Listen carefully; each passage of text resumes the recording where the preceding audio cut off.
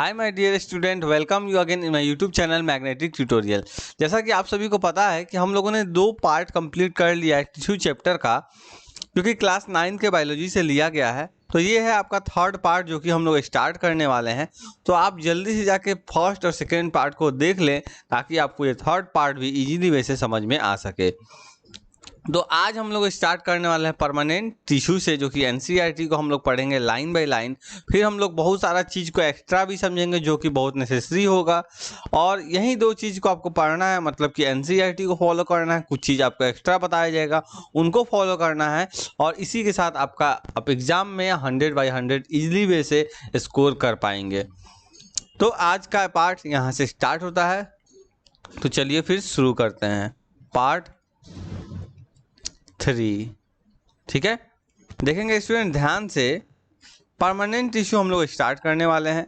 हम लोगों ने मेरिस्टेमेटिक टिश्यू खत्म कर दिया, पूरे अच्छे ढंग से पढ़ा है। एपिकल, लेटरल, मेरिस्टेम सभी के बारे में आप देख सकते हैं।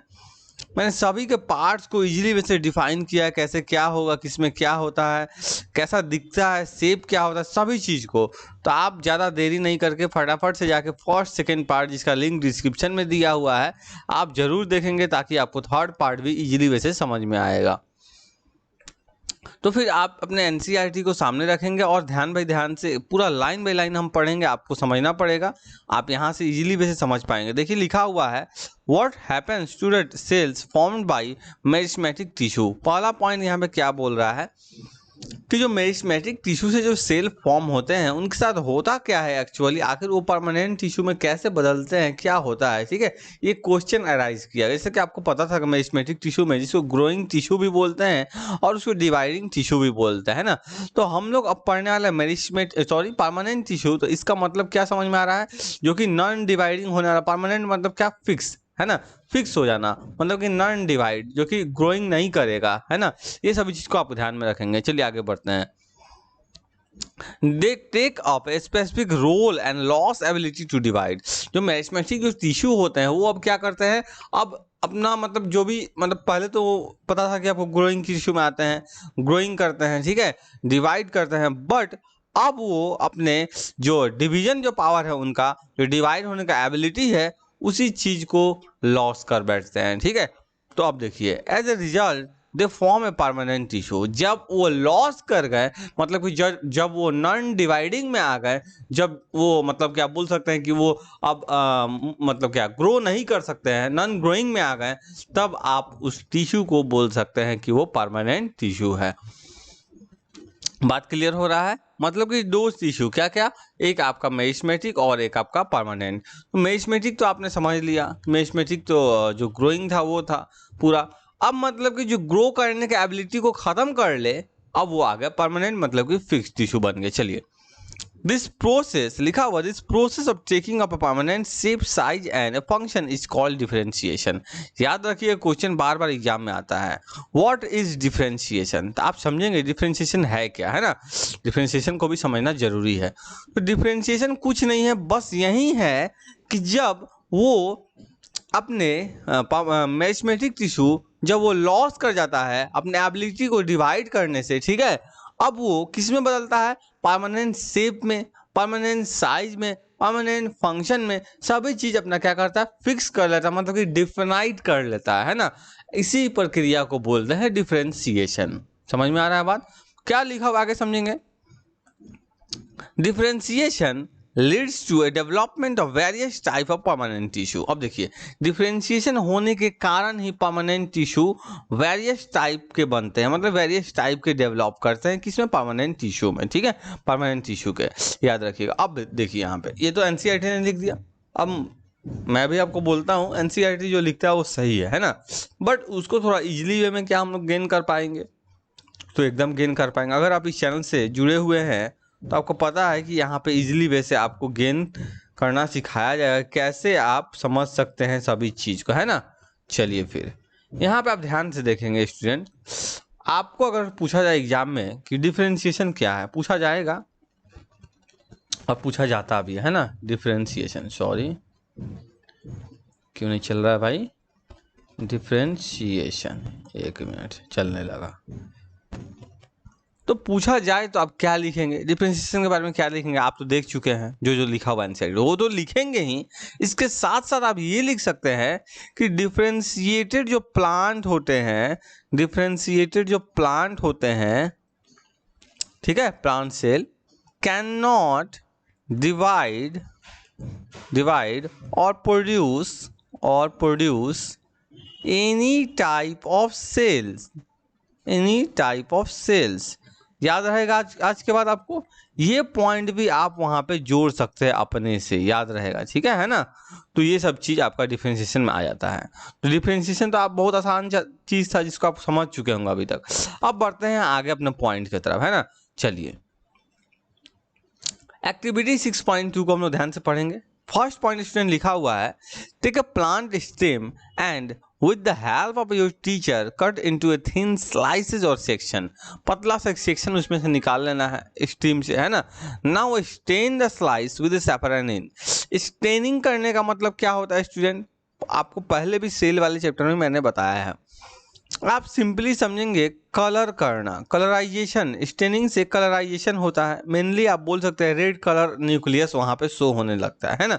इसके साथ साथ आप स्टेनिंग करना मतलब जितना अच्छा तरह से उसको दिखा जा सके माइक्रोस्कोप के अंदर, इसीलिए उसको स्टेनिंग किया जाता है ना। Place one neatly cut section on a slide and put a drop of glycerine. आपको पता है स्लाइड क्या होता है, आपके स्कूल में आपको एक्सपेरिमेंट जब करवाया गया था तब आपको बताया गया था, याद होगा आपको। तो ऐसा होता है स्लाइड, और इसको आपको इसी पे जो स्टेम का जो सेक्शन आपने लिया है उसको रख देना है, ठीक है। आप इस पे भी सैफरनिन का सॉल्यूशन थोड़ा सा गिरा सकते हैं, या पहले से ही आप उसको स्टेन कर सकते हैं, इसको स्टेनिंग बोलते हैं ना। अब देखिए, अब थर्ड पॉइंट पे आता है, लिखा हुआ है cover with A cover slip and absorb under microscope. अब इसको माइक्रोस्कोप के अंडर में ऑब्जॉर्ब करना है ना। Observe the various type of cell in their arrangement. Compare it with figure 6.3। जो 6.3 में ये फिगर जो दिख रहा है, आप यहाँ पे देख सकते हैं दो पार्ट यहाँ पे स्ट्रीम का लिया गया है ना। पार्ट स्ट्रीम ही है, मतलब कि दोनों अलग अलग पोजीशन पे यहाँ पे दिखाया जा रहा है आपको। आप देखेंगे पहले क्या क्या क्वेश्चन और किया गया है, उस चीज़ को आप समझेंगे तो आपको मैं फिर आगे समझाऊंगा, ठीक है।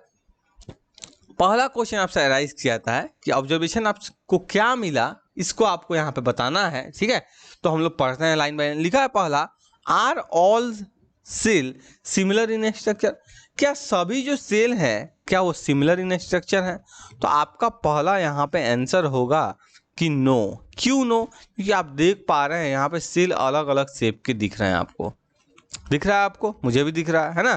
तो यहाँ पे आप पहला लिखेंगे नो। याद रखिएगा, सब क्वेश्चन एग्जाम में आ सकता है। सेकेंड आपसे पूछा गया है यहाँ पे, how many types of cells can be seen. तो बहुत तरह से सेल आपको यहाँ पे दिखेंगे, आप देख सकते हैं, सबका नाम लिखा हुआ है। आप बोल सकते हैं एपिडर्मल सेल, इसको parenchyma, hypodermal cell collenchyma, cortex parenchyma में आता है ना। ये सभी चीज को आप बोल सकते हैं। आप और भी इंडोडर्मिस वगैरह बोल सकते हैं पैरेन्काइमा के अंदर, पेरिसाइकल बोल सकते हैं स्क्लेरेन्काइमा, कैम्बियम बोल सकते हैं लेटरल मेरिस्टेम के अंदर में, जाइलम, फ्लोएम, पीत बोल सकते हैं पैरेन्काइमा के अंदर में। याद रहेगा आपको, ये सभी आपने देखा। अब कुछ बच्चे सोच रहे होंगे यहाँ पे आखिर ये फिगर 2 यहाँ पे क्यों है ना। तो इसलिए है बच्चा, यहाँ पे आपका ट्रांसवर्स सेक्शन, ये आपका ट्रांसवर्स सेक्शन है जिसको आप बोल सकते हैं कि हॉरिजेंटली आपको काटा गया है। आपको पता चला, ये मान लीजिए आपका ये स्टेम हो गया, इसको ऐसे बीच में से ऐसे काट दिया गया। जब काटेंगे तो ये ऊपर वाला तो गायब हो जाएगा, तो बचेगा कौन? सिर्फ आपका ऐसे नीचे वाला। तो यहाँ पे जो हिस्सा हो रहा है यहीं आपको दिखाया जाएगा हॉरिजेंटली, यहीं वाला आपका हिस्सा ये है। समझ में आ रहा है आपको? और ये जो सेक्शन है ये भी आपका ट्रांसवर्स सेक्शन है, डाइकॉट स्टीम आप बोल सकते हैं, ठीक है। डाइकॉट में ही देखा जा रहा है, आपको ध्यान में रखना पड़ेगा। उसी को यहाँ पे आपको दिखाया जा रहा है, ठीक है। एक पार्ट साइड से लिया गया इसको, है ना। ये आपका ट्रांसवर्स सेक्शन हो गया, इसको आप ध्यान में रखेंगे। अब आते हैं आगे थर्ड पॉइंट पे। थर्ड पॉइंट लिखा हुआ है, आराम आराम से ही हम लोग पढ़ रहे हैं, कोई हड़बड़ी नहीं है। Can we think of a reason why there would be so many type of cell. यहाँ पे इतना ज़्यादा सेल क्यों है आखिर? तो आप यही बोलेंगे इतना ज़्यादा सेल इसलिए है क्योंकि ये पहली बात तो ये मल्टी सेलुलर है भाई। क्या है पहली बात? Multi cellular. तो मल्टी सेलुलर में कितना होता है? ज़्यादा सेल होता है। क्यों होता है? ताकि इसको फंक्शन ज़्यादा करना है, बेटर एफिशिएंसी देना है। समझ में आ रहा है? We can also try to cut a section of a plant roots, we can even try cutting section of root and stem of different plant. अलग अलग प्लांट, सनफ्लावर वगैरह आप ले सकते हैं, है ना, लेके आप ट्राई कर सकते हैं। चलिए फिर आगे बढ़ते हैं। ये आपने देख लिया, ये ऑब्जर्व कर लिया। अब आपको थोड़ा फिगर वगैरह आप देख लेंगे, यहाँ पे क्या क्या दिया आपको तो मैंने बता ही दिया है। एपिडर्मिस है जो कि आगे पढ़ना है, कोलेनकाइमा है, पेरेनकाइमा है ना, स्क्लेरेनकाइमा है, फ्लोएम जाइलम है, सब कुछ हम लोग इसी में पढ़ेंगे अभी आगे। वस्कुलर बंडल इसी को मिला के बोलते हैं, फ्लोएम और जाइलम को।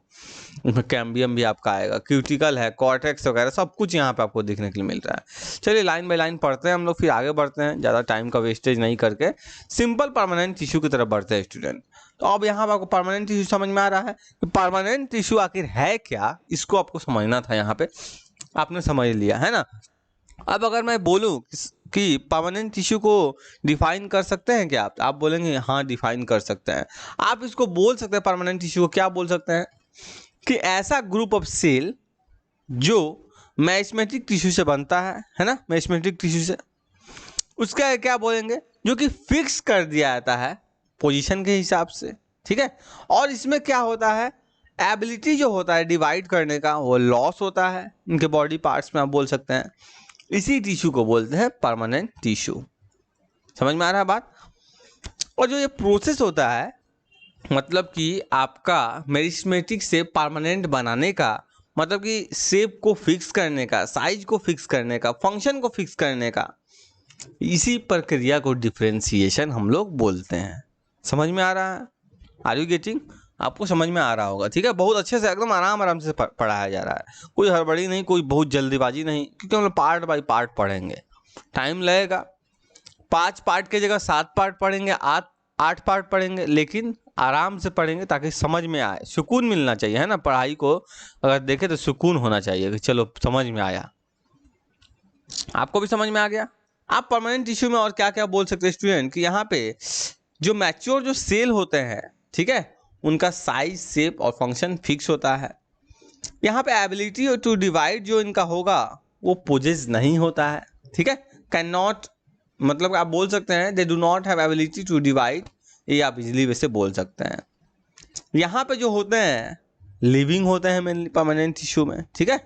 वैक्यूलेटेड सेल होंगे, आप ये बोल सकते हैं। और क्या बोल सकते हैं, डेड सेल्स भी होते हैं लेकिन साइटोप्लाज्म और थिक वॉल्स को छोड़ के, ठीक है।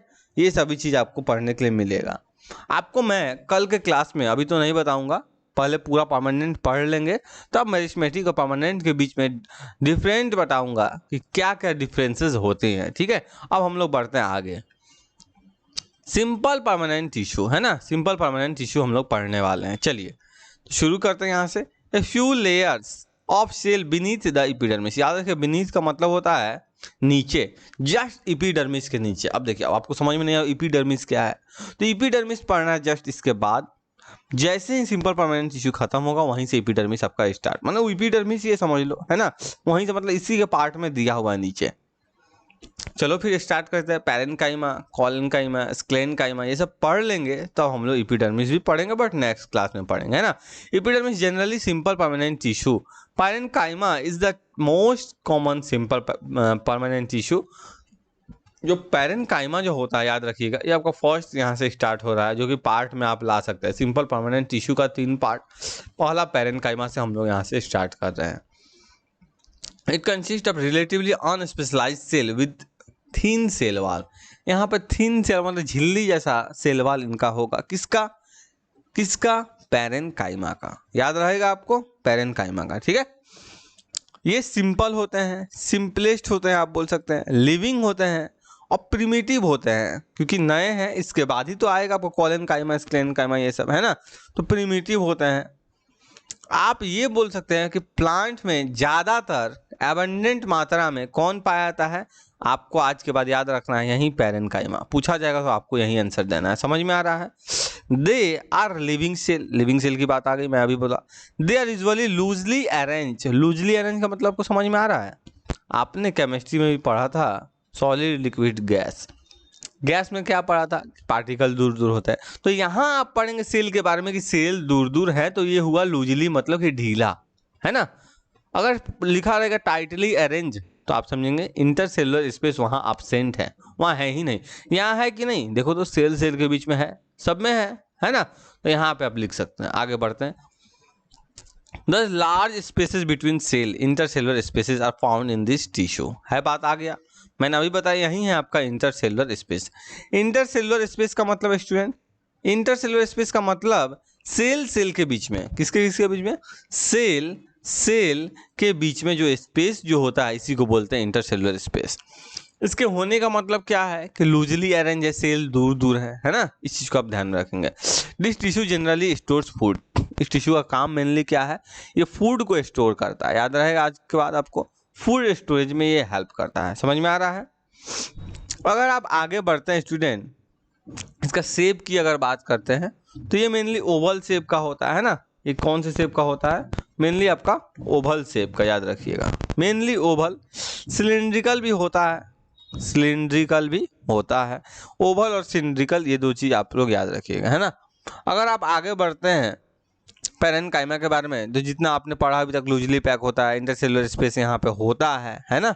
इसके आगे अगर पढ़ते हैं तो सेल वॉल इसका क्या होता है स्टूडेंट, थिन होता है। कैसा, cell wall thin. Cell wall जो होगा किसका, पैरेन्काइमा का, याद रखिएगा, मिलाना नहीं है सबको, पैरेन्काइमा का। समझ में आ रहा है बात। थिन होता है जो कि किससे बनता है, सेलुलोज से। और आज के बाद याद रखिएगा सेलुलोज के साथ साथ एक और चीज आ जाता है जो कि कैल्शियम पैक्टेट। कैल्शियम पैक्टेट, आपको नाम याद रखना पड़ेगा, ये कैल्शियम पैक्टेट से भी इसका सेल वॉल बना हुआ होता है। याद रहेगा, आपको हरदम याद रखना है। इसमें आप लोगों ने क्या पढ़ा कि सेल जो होता है कि सर लिविंग होता है, पढ़ा हमने, और लिविंग इसका होता भी है। समझ रहे हैं बात, आपको याद रखना पड़ेगा ये सब चीज, ठीक है। इसमें न्यूक्लियस जो होगा प्रोमिनेंट होगा, ये भी आपको याद रखना पड़ेगा। कैसा, लार्ज न्यूक्लियस, लार्ज न्यूक्लियस। ये मैं सिर्फ पैरेन्काइमा के बारे में बता रहा हूँ, याद रखिएगा, पैरेन्काइमा के बारे में, लार्ज न्यूक्लियस ये सब, ठीक है। इसमें अगर आप बोलते हैं कि वैक्यूल होगा कि नहीं, तो वैक्यूल होता है। आप बोल सकते हैं कि लार्ज न्यूक्लियस के कारण वैक्यूल कभी कभी नहीं होता है, ठीक है। यहाँ पे सेंट्रल वैक्यूल आपको देखने के लिए मिलेगा, ठीक है। अब चलते हैं आगे। लिखा है यहाँ पे, in some situations it contains chlorophyll and perform a photosynthesis and then it is called कोलेरेन्काइमा। याद होगा आपको ये चीज, कोलेरेन्काइमा, नॉट कोलेन्काइमा। कोलेन्काइमा तो सिंपल परमानेंट का पार्ट है, और पैरेन्काइमा का पार्ट आता है क्लोरेन्काइमा, ठीक है। क्लोरेन्काइमा किसको बोलते हैं, जो कि फोटोसिंथेसिस को कैरी करता है, और इसमें क्या रहता है स्टूडेंट, क्लोरोफिल रहता होगा, तभी तो। समझ में आ रहा है बात। चलिए आगे बढ़ते हैं। आगे लिखा है, इन aquatic plants large air cavity are present in a parenchyma to help them float. Such a parenchyma types is called aerenchyma। ये भी आप याद करेंगे। एरेनकाइमा मतलब कि आपने दो पार्ट पढ़ा पैरेन्काइमा में, क्या क्या, आपका पहला क्लोरेन्काइमा, दूसरा एरेन्काइमा। क्लोरेन्काइमा में क्या पढ़ा, जिसमें आपका फोटोसिंथेसिस परफॉर्म होगा, मतलब कि क्लोरोफिल प्रेजेंट होता है। सेकंड क्या पढ़ा, एरेन्काइमा। एरेन्काइमा में क्या पढ़ा, यहाँ पे लार्ज स्पेस होते हैं, एयर कैविटी बोल सकते हैं, खाली जगह, कैविटी आपने पढ़ा था इसके पहले भी, कैविटी खाली स्पेस, इम्पिटी स्पेस को बोलते हैं, ठीक है। इम्पिटी स्पेस जो कि एक्वाटिक प्लांट्स में, मतलब कि हाइड्रोफाइट्स आप बोल सकते हैं स्टूडेंट। एक्वाटिक प्लांट्स को आप हाइड्रोफाइट्स सिंपली बोल सकते हैं। क्या, हाइड्रोफाइट्स। हाइड्रोफाइट्स याद होगा आपको ये सब चीज, ठीक है। हाइड्रोफाइट्स इसमें ये देखने के लिए मिलता है, और इस ऐसे ही टाइप ऑफ पैरेन्काइमा को हम लोग एरेन्काइमा बोलते हैं। आज के बाद ये याद रहेगा आपको, आई थिंक कोई प्रॉब्लम नहीं होना चाहिए। इसमें जो आपने पढ़ा स्टूडेंट, यहाँ पे स्टोरेज में मेनली हेल्प करता है। स्टोरेज में, किसमें, स्टोरेज में। इसको आप लोग स्टोरेज पैरेन्काइमा भी बोल सकते हैं, स्टोरेज पैरेन्काइमा भी, एसपी, ठीक है। एसपी डीएसपी से याद रहेगा आपको, स्टोरेज पैरेन्काइमा। एक क्लोरेन्काइमा और एक एरेन्काइमा, तीन पार्ट आप लोगों ने पढ़ लिया। कोई दिक्कत यहाँ तक, कोई शिकायत नहीं होना चाहिए, ठीक है। जो आपका जो एरेन्काइमा है ना, ये जो एरेन्काइमा, ये मेनली आपको हेल्प करता है लार्ज एयर कैविटी के कारण। ये बायोन्सी वगैरह में हेल्प करता है। फ्लोट कैसे करेगा, बायोन्सी के कारण। आपको पता है फिजिक्स में आप लोग बायोन्सी पढ़े हैं। बायोन्सी क्या है, आप बोल सकते हैं सिंपली अपथ्रस्ट फोर्स है। अपथ्रस्ट नीचे से ऊपर लगने वाला फोर्स, अपथ्रस्ट फोर्स। मान लीजिए कोई भी चीज फ्लोट कर रहा है तो नीचे से एक फोर्स लगता है, एक तो इस चीज का फोर्स लगेगा जो आपका ये है ऑब्जेक्ट, इसका ग्रेविटेशनल फोर्स एक नीचे लगता है, तो एक नीचे से भी लगना चाहिए कि नहीं, ये श्रिंक कर जाता अगर ये नीचे से फोर्स नहीं लगता, तो नीचे से भी एक लगता होगा। यही आपका है बायोन्सी, याद रहेगा आपको, फिजिक्स में आप लोग पढ़े होंगे, नहीं पढ़े होंगे तो इतना से आप समझ सकते हैं ना। आप आगे बढ़ते हैं, लिखा है the flexibility in plants is due to another permanent tissue that is known as collenchyma. क्या student? Collenchyma, not chlorenchyma. Chlorenchyma क्या था? जहाँ फोटोसिंथेसिस होता था, ये है collenchyma.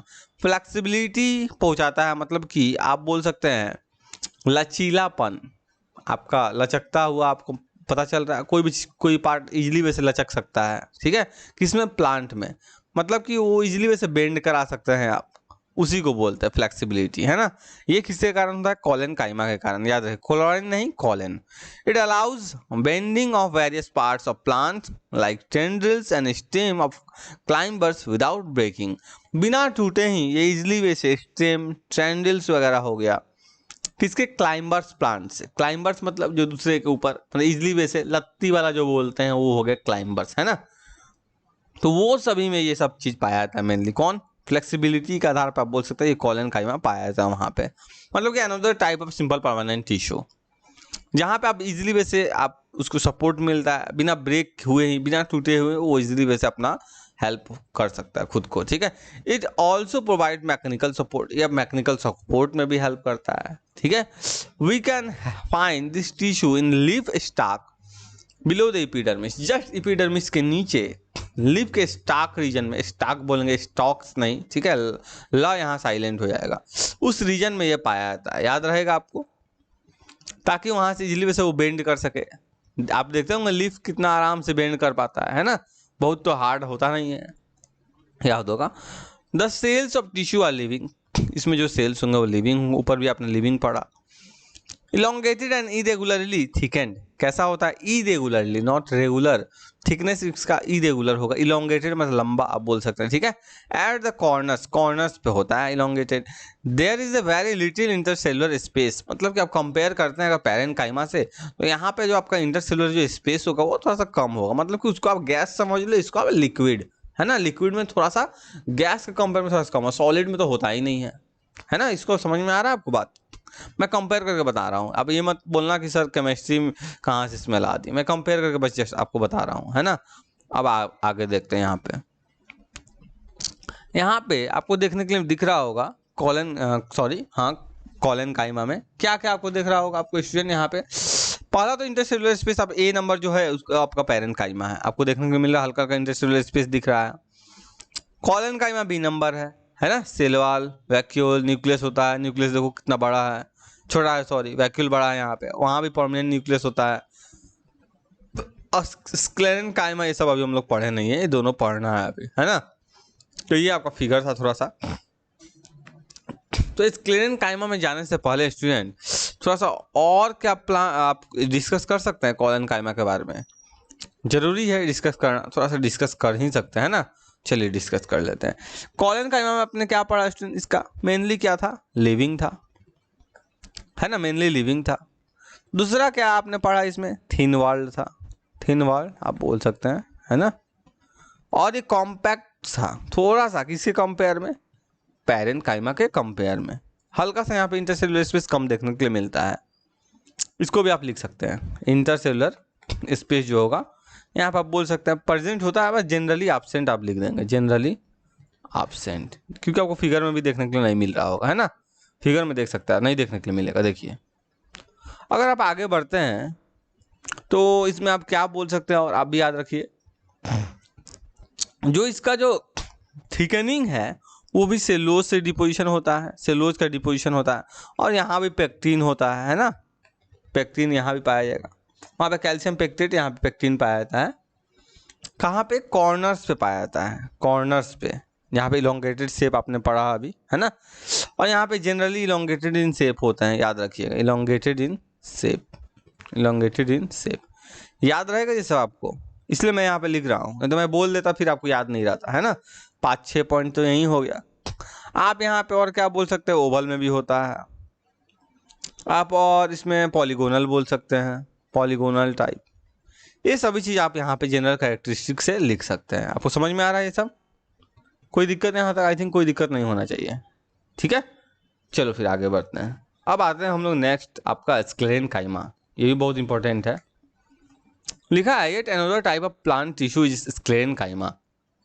It is a tissue which makes the plant hard and stiff. अब समझेंगे यहाँ पे ध्यान से, स्टिफ का मतलब क्या होता है? जो इजिली वैसे बेंड कर सके। सॉरी, स्टिफ का मतलब बेंडिंग नहीं, मतलब कि आप इजिली वैसे बोल सकते जो मतलब बहुत हार्ड होता है। ठीक है, वो ऐसा हार्ड होता है जैसे कि हार्ड और स्टिफ का लगभग सेम ही मतलब हुआ यहाँ पे। मैंने गलती वहाँ बताया, पीछे का मुझे याद यहाँ पे आ गया, बायोंसी वाला चीज़। ठीक है, यहाँ पे क्या है मतलब आपका किसका? हार्ड एंड स्टीप का। हार्ड का मतलब क्या हो गया? हार्ड। और स्टीप का मतलब हो गया कठोरता, मतलब वही हार्डनेस यहाँ पे दर्शा रहा है। इजीली वैसे आप बोल सकते हैं। ठीक है, किसको बोल सकते हैं? जो स्क्लेरेनकाइमा का जो टिश्यू होता है उसमें, है ना। तो यहाँ पे आपको ये चीज याद रखना पड़ेगा। अगर आप आगे बढ़ते हैं इसमें थोड़ा सा और आगे, तो आप बोल सकते हैं we have seen the husk of a coconut. आपने कोकोनट के ऊपर वाले पार्ट्स को देखा है, थोड़ा सा हार्ड होता है ना, स्टीफ होता है। It is made of sclerenchymatic tissue, वो स्क्लेरेनकाइमा के टिश्यू से ही बना हुआ होता है। The cell of this tissue is dead. अब एक चीज याद रखिएगा, जो भी डेड होता है वो थोड़ा सा हार्ड हो ही जाता है, क्योंकि बिना मेंटेनेंस के वो डेड वैसे ही पड़ा रहता है। उससे भी हेल्प मिलता है, मैकेनिकल स्ट्रेंथ वगैरह मिलता है ना। ये सब चीज का आप ध्यान रखिए, स्ट्रक्चरल स्ट्रेंथ मिलता है। They are long and narrow as the walls are thickened due to lignin. यहाँ पे क्या है? लिग्निन का डिपोजिशन है। लिग्निन क्या है? केमिकल है। ठीक है, आप बोल सकते हैं ऐसा केमिकल जो सीमेंट्स, जैसे सीमेंटिंग हम लोग बोलते हैं, वैसे ही प्लांट में हार्डनेस को कवर करता है यही lignin. Often this walls are so thick that there is no intercellular space inside the cell. ये इतने मोटे होते हैं कि यहाँ पे कोई स्पेस आपको देखने के लिए नहीं मिलेगा, इंटरसेलुलर स्पेस। मतलब कि पहला जो आपने पढ़ा वो था मान लो गैस, वहाँ पे देखने के लिए मिलता था लार्ज स्पेस। उसके बाद पढ़ा कोलेनकाइमा, वो क्या था स्टूडेंट? वो आपका था लिक्विड। और ये आपका आ गया सॉलिड। मतलब ऐसे मैं समझा रहा हूँ इजिली, आपको ये नहीं समझना है। ठीक है, सॉलिड स्टेट यहाँ पे मैं ये नहीं पढ़ा रहा हूँ, केमिस्ट्री नहीं पढ़ रहा है, बट आपको समझाने के लिए बस ऐसा मैंने बताया है। अगर आगे बढ़ते हैं, this tissue is present in steam. ये टिश्यू कहाँ पाया था? स्टीम में। Around vascular bundle. अब वेस्कुलर बंडल क्या है? तो वेस्कुलर बंडल जस्ट इसके बाद हम लोग पढ़ने वाले हैं, जाइलम ऑफ फ्लोएम को बोलते हैं। ठीक है, in the vein of leaves and in the hard covering seeds and nuts it provide strength to the plants part. Plants के पार्ट को स्ट्रेंथ पहुंचाता है, क्योंकि मेनली यहाँ पे डेड होता है। इसके पहले आपने देखा क्या? लिविंग होता है दोनों, और ये मेनली डेड होता है। आपको याद रहेगा इतना? आई थिंक याद होना चाहिए इतना, इतना तो आपको समझ में आ रहा होगा, है ना। तो ये आपने समझ लिया। स्टीफ का मतलब समझ लिया। मैंने वहाँ पे गलती से बेंड बोला था, वहाँ पे बेंड होगा ही नहीं, क्योंकि वो शेप उसका फिक्स हो जाता है, हार्ड होता है। ठीक है, गलती से बेंड आ गया था। चलिए फिर, तो ये आपने ये सब चीज़ को पढ़ लिया। अब स्क्लेरेनकाइमा के बारे में थोड़ा सा लिख सकते हैं, जैसा सब में लिखे। आप बोलेंगे पहला कि सर हार्ड और स्टीफ होता है। स्टीफ का मतलब क्या? तो आप लिख सकते हैं नॉट इजली बेंट। इजली वैसे बेंट नहीं हो सकेगा। सेकेंड पॉइंट आप क्या लिख सकते हैं कि डेड होता है, इसमें मेनली डेड होगा, है ना। अब इसके बाद क्या लिख सकते हैं? लॉन्ग होते हैं। और क्या लिख सकते हैं? नैरो होते हैं। ठीक है, ये सब आप लिख सकते हैं, नैरो वाल्स वगैरह आप ये सब दिखा सकते हैं। किस चीज़ का डिपोजिशन होता है? तो लिग्निन का। किस चीज़ का? लिग्निन का। सबसे पहले वाले में क्या था? सेलोज और कैल्शियम पेक्टेट का। दूसरे वाले में क्या था? जल्दी बताओ, वो भी आपको याद है, पैक्टीन का। और तीसरा लिग्निन। समझ में आ रहा है आपको? लिग्निन। इसमें आप बोल सकते हैं क्लोजली पैक्ड होता है। क्लोजली पैक्ड किस चीज़ का? सर सेल का। तो इसका मतलब क्या हुआ सर? इसका मतलब यही हुआ कि यहाँ पे सेल के बीच में इंटरसेलुलर जो स्पेस है वो एब्सेंट होगा। समझ में आ रहा है? यहाँ पे कहाँ पाया जाता है? तो आप बोलेंगे सर हार्ड कवरिंग में पाया जाता है। किस चीज़ का हार्ड कवरिंग में? तो सीड्स वगैरह के आप बोल सकते हैं। कहाँ पे? नट्स वगैरह में, सीड्स वगैरह में, है ना। और कहाँ पाया जाता है? तो आप बोलेंगे सर वेस्कुलर बंडल में भी पाया जाता है। सर वेस्कुलर बंडल है क्या? तो सर वेस्कुलर बंडल अभी हम लोग पढ़ेंगे नेक्स्ट क्लास में, जो कि जाइलम और फ्लोएम होगा, मेनली एक्सपी, जाइलम और फ्लोएम। समझ में आ रहा है आपको बात? थोड़ी मेरी तबीयत थोड़ी ख़राब है, इसलिए मैं आज आपको एनर्जेटिक वे से नहीं पढ़ा पाया, पर आई थिंक आपको पूरा समझ में आ गया होगा, है ना। बाकी के वीडियो से आप कंपेयर करेंगे, थोड़ा सा लगेगा आज कम एनर्जेटिक में सर पढ़ा रहे हैं।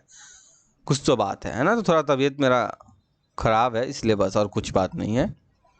तो फिर हम लोग मिलेंगे नेक्स्ट क्लास में स्टूडेंट, जो कि हम लोग का होगा यहाँ से एपिडर्मिस पार्ट से। देखो एपिडर्मिस पढ़ना है, बहुत इंटरेस्टिंग टॉपिक है, 4th पार्ट। इस पार्ट को तो मिस मत करना, है ना। 1st 2nd भी पढ़ लेना, ये 3rd पार्ट भी पढ़ लेना, और 4th पार्ट भी हम लोग मिलेंगे। कोई दिक्कत है यहाँ तक? मैथमेटिक्स खत्म, परमानेंट का पार्ट पढ़ लिए हम लोग, तीनों पार्ट हम लोग खत्म कर दिए। आई थिंक यहाँ तक कोई दिक्कत नहीं होना चाहिए आपको। सबके बारे में मैंने बता भी दिया कि पैरेन्काइमा में क्या होगा, स्क्लेरेन्काइमा में क्या होगा, किस में क्या नहीं होगा, सब कुछ मैंने बताया। अगर आप बोलते हैं तो आई थिंक थोड़ा सा टाइम अभी है ना, अभी तो टाइम है। चलो थोड़ा सा हम लोग इस पर भी डिस्कस कर लेते हैं। तो आप भी बोलेंगे सर आज इतना जल्दी जल्दी में क्यों है, कोई बात नहीं, चलिए ये हो गया आपका। एक यहाँ से लेते हैं लाइन ऐसे, 1 मिनट। आप थोड़ा सा वीडियो को थोड़ा सा फास्ट करके भी देख सकते हैं, है ना।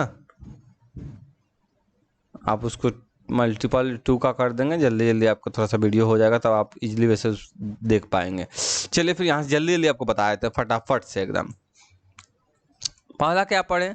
पैरेन्काइमा। हम लोग ये फंक्शन के बारे में थोड़ा सा पढ़ रहे हैं ना, पैरेन्काइमा। दूसरा क्या पढ़े? कॉलेन्काइमा, कॉलेन्काइमा। तीसरा क्या पढ़े? Sclerenchyma, sclerenchyma. कोई दिक्कत? कोई दिक्कत नहीं होना चाहिए। इसमें आता है लाइन बाय लाइन पॉइंट पढ़ते हैं। पैरेन्काइमा में क्या पढ़ें सर? स्टोरेज में हेल्प करेगा, है ना। किस चीज़ का? फूड का, स्टार्च वगैरह के रूप में। किसके रूप में? स्टार्च वगैरह के रूप में। याद रहेगा आपको, फैट्स वगैरह भी आप लिख सकते हैं, ठीक है। तो आप बोलेंगे सर और क्या करता है ये? तो ये सर्व करता है किस चीज़ के लिए? वाटर स्टोरेज टिश्यू भी कहलाता है। आप याद रखेंगे, वाटर स्टोरेज टिश्यू भी कहलाता है, वाटर स्टोरेज टिश्यू। तो आप बोलेंगे सर जाइलम क्या है? तो बेटा जाइलम पढ़ाएंगे वहाँ पे, तो वहाँ आपको समझ में आ जाएगा, है ना। चलिए यहाँ पढ़ते हैं, क्योंकि आप बोलेंगे सर जाइलम भी वाटर को ट्रांसफर करता है, इधर से उधर भेजता है, तो उस वक्त बताएंगे जाइलम के मेनली फंक्शन के बारे में, ठीक है। यहाँ पे हम लोग मेन पार्ट पढ़ रहे हैं अभी। अब अगर आगे बढ़ते हैं कि सर इसमें और क्या क्या होता है, तो आप बोलेंगे इसको सर पैकिंग टिश्यू भी बोलते हैं। याद रखिएगा, पैकिंग टिश्यू भी बोलते हैं, ठीक है, याद रखिएगा। अगर और बढ़ते हैं इसमें और क्या होता है, तो ये मेंटेन करता है किसको? शेप को,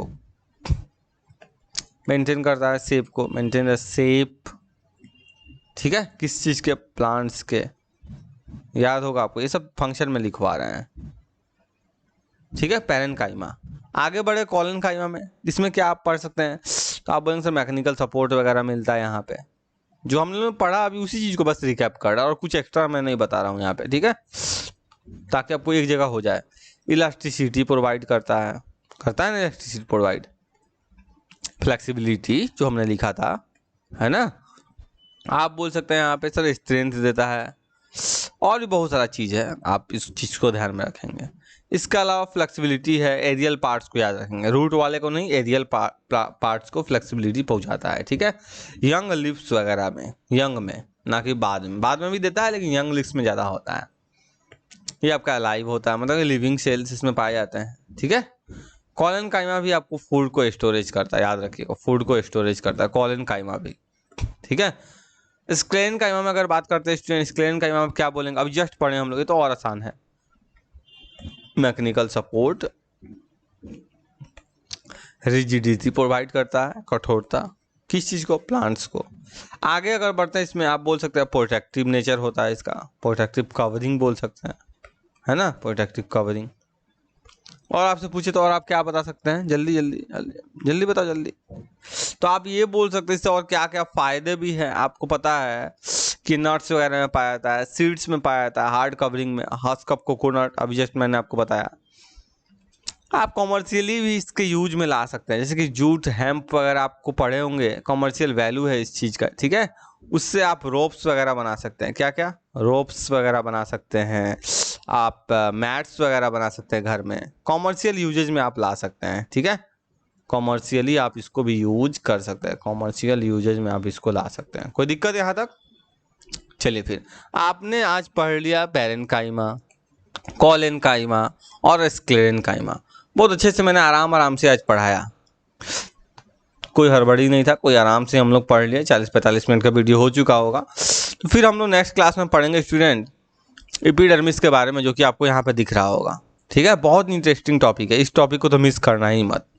भले ही कल वीडियो मत देखना, परसों देखना, आपसे वीडियो कंटिन्यू आएगी। 2 दिन इधर ऑफ था तबीयत खराब को लेकर, ठीक है। आप कंटिन्यू वीडियो आज से आएगी, आपका 10th में भी आएगा वीडियो, 9th में भी आएगा, केमिस्ट्री से भी आएगा, बायो से भी आएगा, वहाँ भी दोनों पार्ट्स में आएगा। ठीक है, तो फिर आज के टॉपिक्स को यहीं पे एंड करते हैं, फिर हम लोग मिलेंगे स्टूडेंट नेक्स्ट वीडियो में। तब तक के लिए धन्यवाद।